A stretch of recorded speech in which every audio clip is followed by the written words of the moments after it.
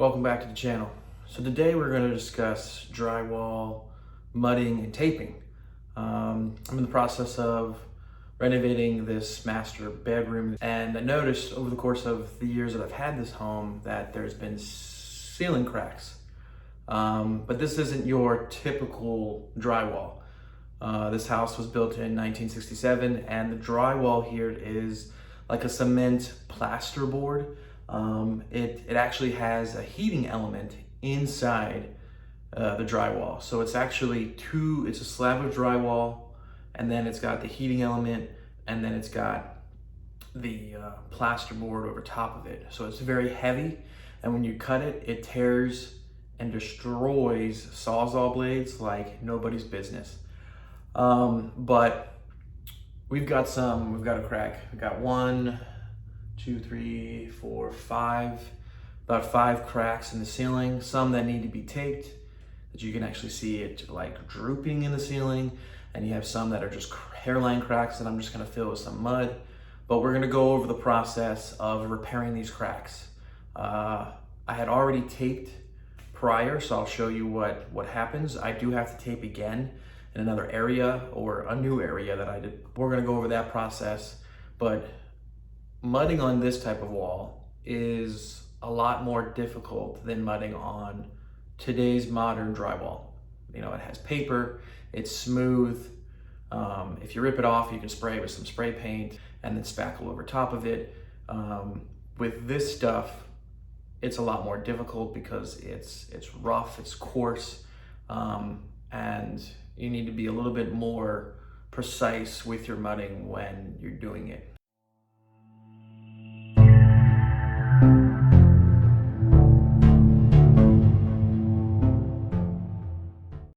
As you can see right here, you've got your spackle, and then you've got your existing drywall. These were just holes that needed to be filled from previous items hanging on the wall from the previous owner. But this is the problem with this type of wall. With 67 drywall, plaster, heating element, the way they used to heat the house back in the day. When you have mud, it's smooth. This hasn't even been sanded yet, and you can see the difference between the existing and what was covered.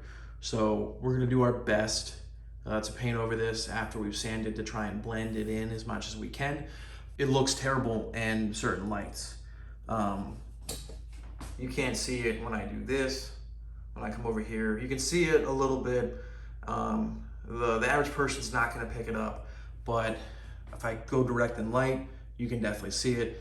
And that's gonna be a problem for a lot of people because they're just gonna wanna try and fix it, but there's nothing more you can do with it after you've sanded. I'll come back and show you what this looks like after I've done it. This was something that I did at a previous time, but it's just, as you can see, it doesn't look great, but it kind of is what it is. So before we get started in the first step of the mudding and the taping process, let's go over the tools and the materials that we're going to use. You need a mud pan. This is a 12-inch mud pan.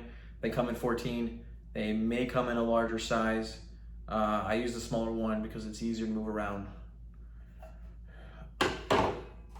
Tape, paper joint tape. This is a sheetrock brand, but they have USG brand. It doesn't really matter. A 4-inch taping knife.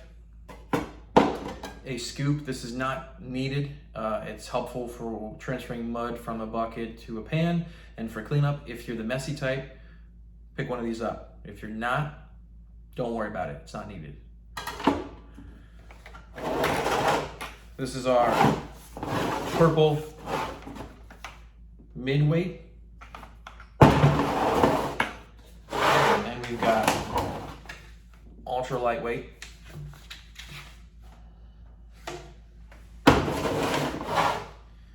We're going to be using the purple lid bucket the most. This is the mid-weight, or this is the compound that we're going to use for steps 1 through 3, the taping, the second coat, and the skim coat. I don't use the ultra lightweight unless I'm patching holes or small cracks in areas within walls. But the purple mud has the better adhesion and higher performance when it comes to sanding. So I'm going to use purple for this entire process. Then there's also the drywall taping tool. I bought this just to see how effective it was. Essentially, you add some water to your mix, you mix it up, you dump it in this portion here, and then you can basically transfer tape from mud onto the tape at the same time. Comes out the front here, and basically skip the step of adding the mud to your seam, putting the tape on, and then squeegeeing it out or smoothing it out. But it is extremely messy. You'll get it all over your hands, you'll get it all over your clothes. It was helpful, but it was extremely messy. Something to keep in mind. It's not a necessary tool, but if you want it, it will help you move on to the next step. So from here to here is where we're working.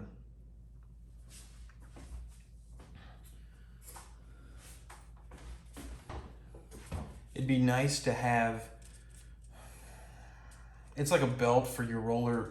It hooks onto your pants, you have your roll in there, and you can just pull the tape as you need it, and go from there. But I don't have one of those. You don't specifically need it. Right now what I'm doing is just measuring, essentially, to see how far I need to cut from. We measure, we know. Okay, so I'm here. You can use the knife to make your cut a straight line. So now our tape is set, or at least the distance that we have when putting it up there. So I have our mud. I've already added some water and mixed it up. So we're just essentially putting it in the corner.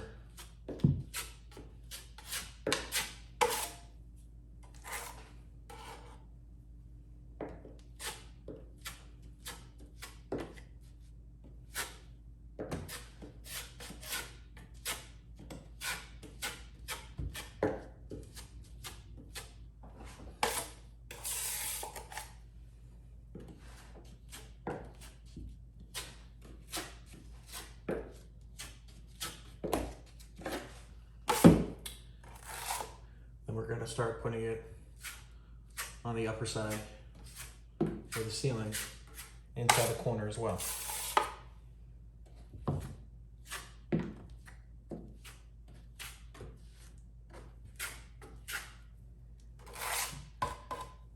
It looks like a lot, but again, it doesn't matter. You're going to be squeegeeing it out anyway.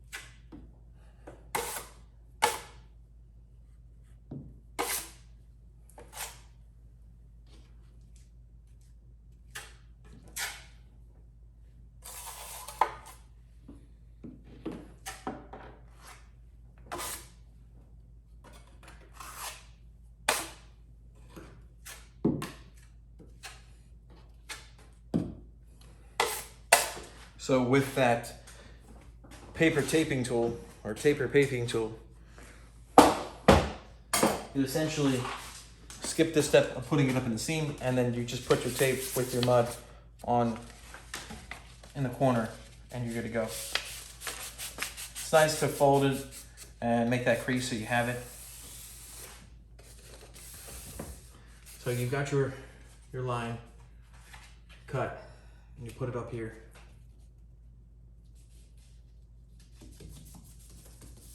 Put it in the seam. Something I learned is that if you just go here and squeegee out, you're gonna move the tape. So you don't wanna do that. So you can put your finger on it, or you can put some pressure on it with the bucket or the pan, and then you can run your line to squeegee it out. Same thing right here. Other side, squeegee it out. And then on the reverse, you then don't have to hold it because you've already set it in place. These inside corners can can be tricky. So if you have to set it first and then come back because you can't get in the corner, that's fine.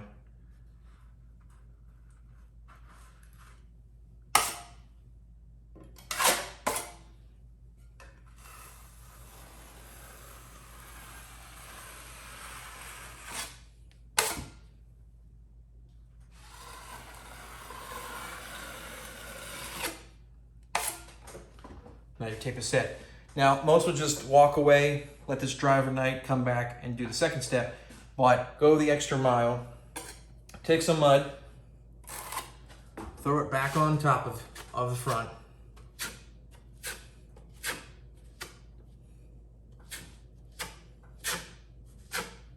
You're essentially getting the top side of the paper wet. If you don't, and you just let it go,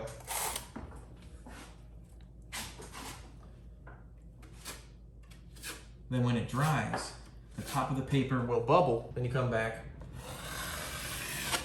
and you take it off. You take it all off.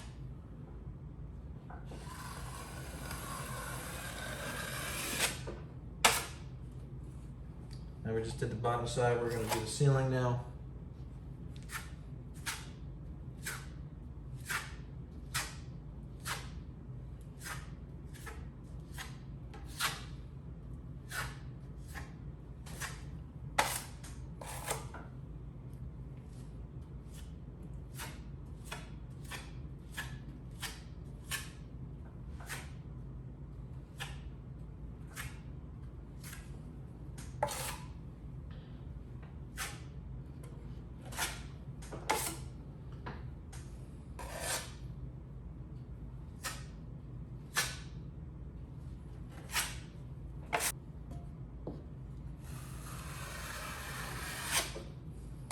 Back.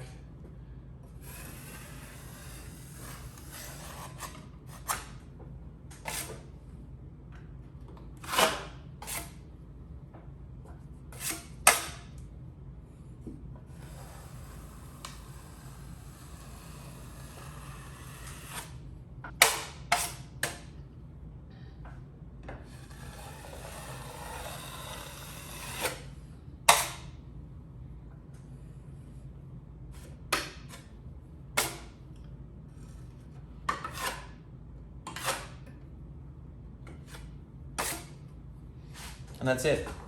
So if you want to use the taping tool, you can put your mud in there, pull out the roll, the mud comes with it on top of the tape, put it up in the corner, squeegee it out, take your second layer of mud over top, wet the top of the tape, take it all off, you're done first step. So this is dried overnight. We got our tape on, our first underlayment of mud. Initially when I had said, at the beginning of this video, I had said you could take your mud and you could drop it in the corner like so. You can very well do this. You can put it in the corner. Nothing wrong with it. The professionals don't do this, but nothing wrong with it. I had also said that it doesn't really matter the amount of mud that you're going to put in the corner because you're going to take it out anyway. There's something to be said for that.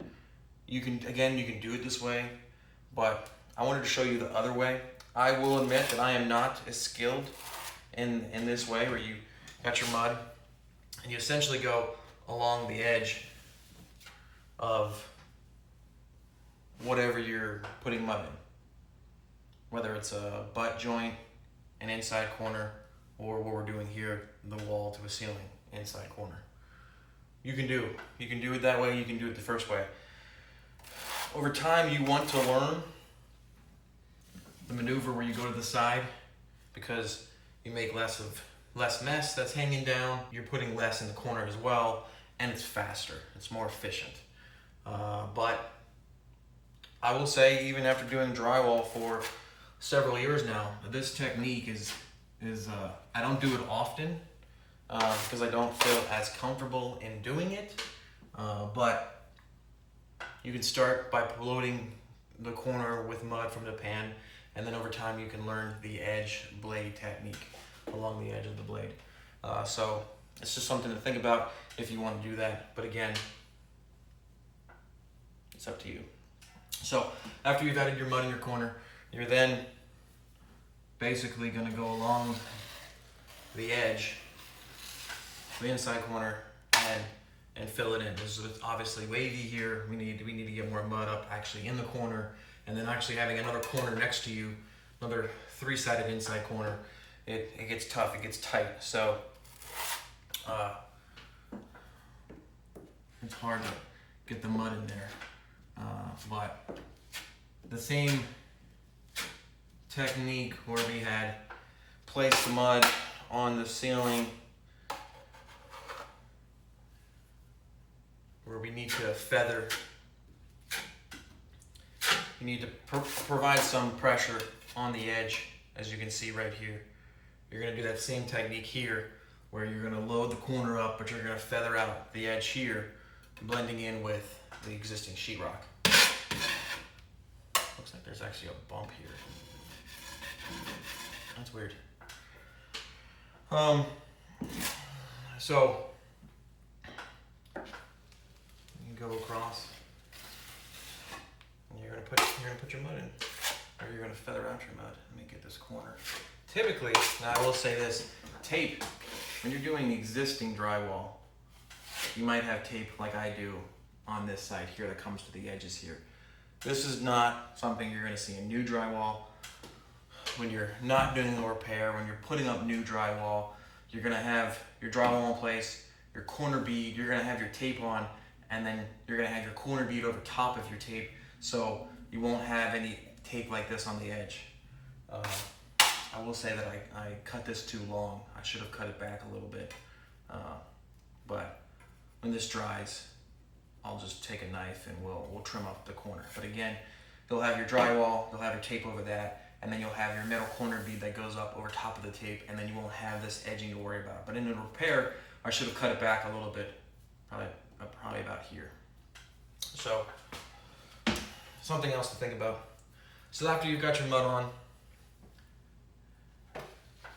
you want to get a nice line. And so if you have too much on, like I caught that, if you have too much on, you're gonna make a mess. So something else to keep in mind is you only do one side of your inside corner. You don't do both the wall and the ceiling, because as you go along, now you got this one set. It looks beautiful. You're gonna wait for it to dry. It's gonna be fine. You come back on the top, you're gonna put like a valley in the corner here, and it's gonna look, well, it's gonna dry where you're never gonna be able to get both sides to be perfect, because you're gonna either take out the top or you're gonna take out the wall. So pick one side. I usually do the wall first. Let that dry overnight, come back, do the ceiling.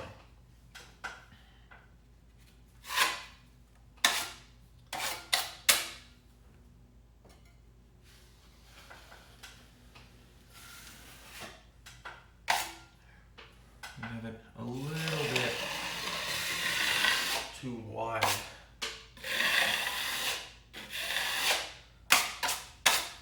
So we'll come back. We're feathering. And then we finish out. But that all looks pretty well. Pretty good. Pretty well? I don't think pretty well is a thing. Looks good. Let this dry overnight. We'll come back and do the ceiling. All right, so we're back. Day 2 for the ceiling. We did the wall, inside corner. Now we're gonna do the ceiling inside. So as before, I'm gonna do it the technique that you should be all learning how to do. It's hard, it's even more hard to do it. Oh, drop some. It's even more hard to go from the edge of your blade for the ceiling. I had made this extra, not extra, but I had added some water to loosen it up a little bit so it was easier to maneuver.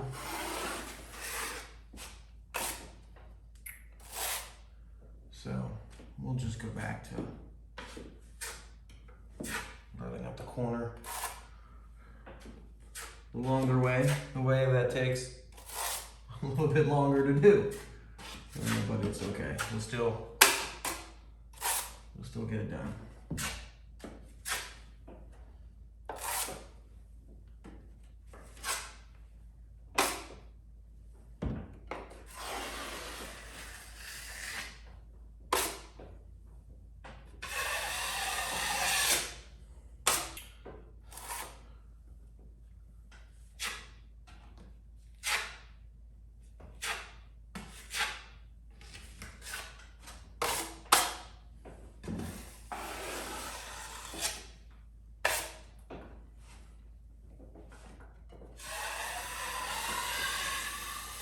The same thing that we did on the ceiling on this side, we're going to do on this side. I'm not going to scrape off the edge of my blade because, like we said on the ceiling, it's messy. Oh, doesn't matter. Clearly it doesn't matter. That's because I'm loading up too much on my knife.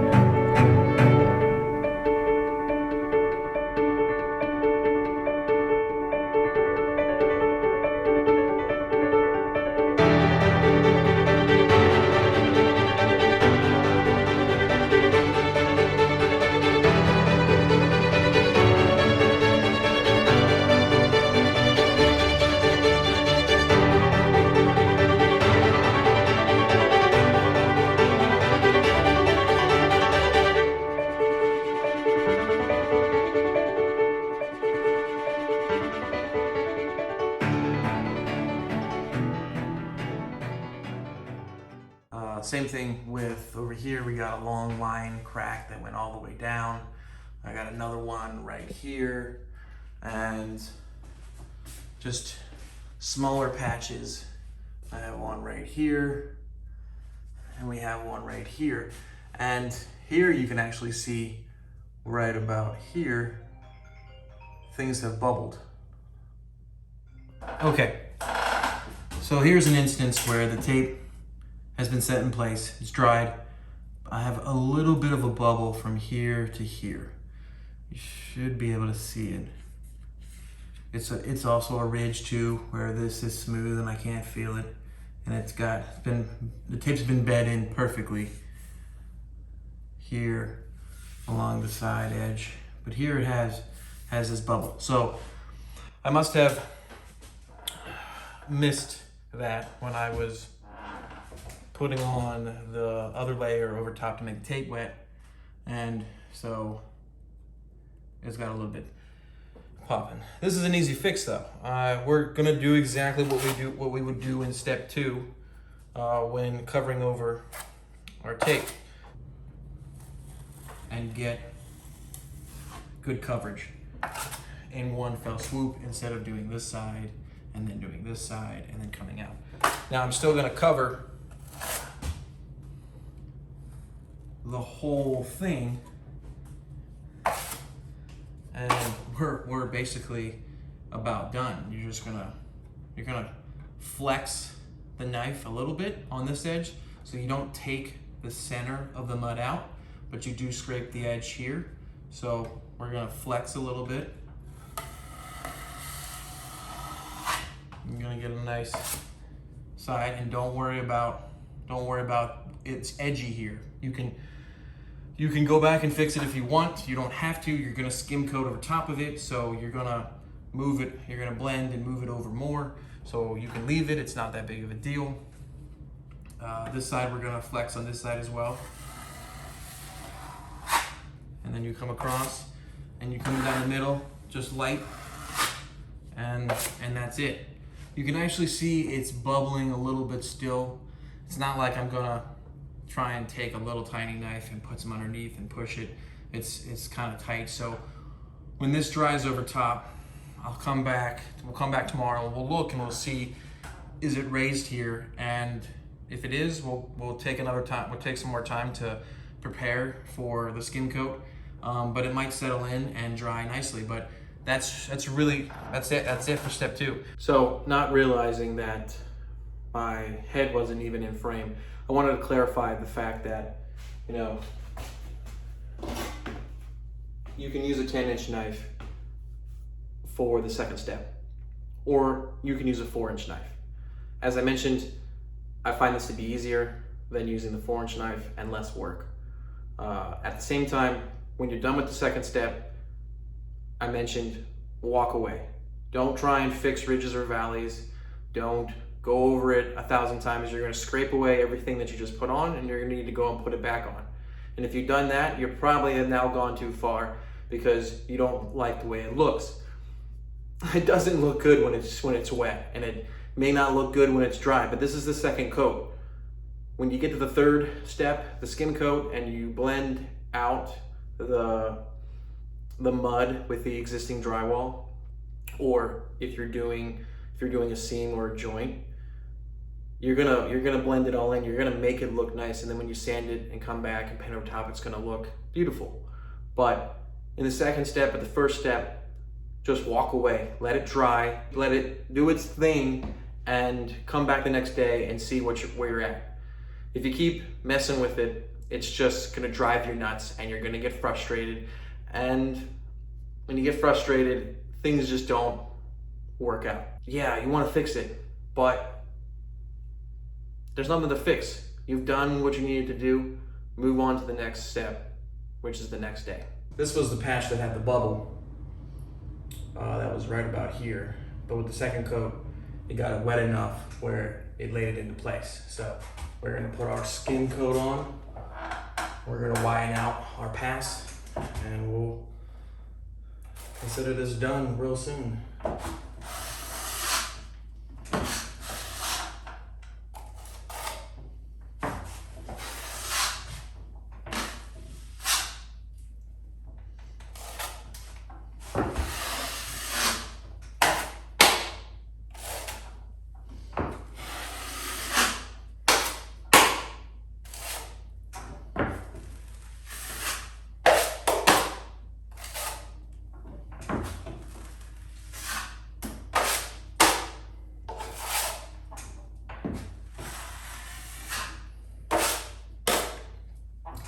So the first pass was a 4-inch knife.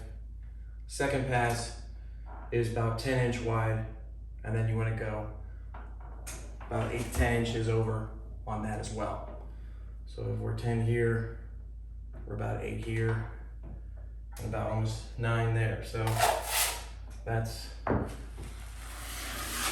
be a good fan out and a good blend.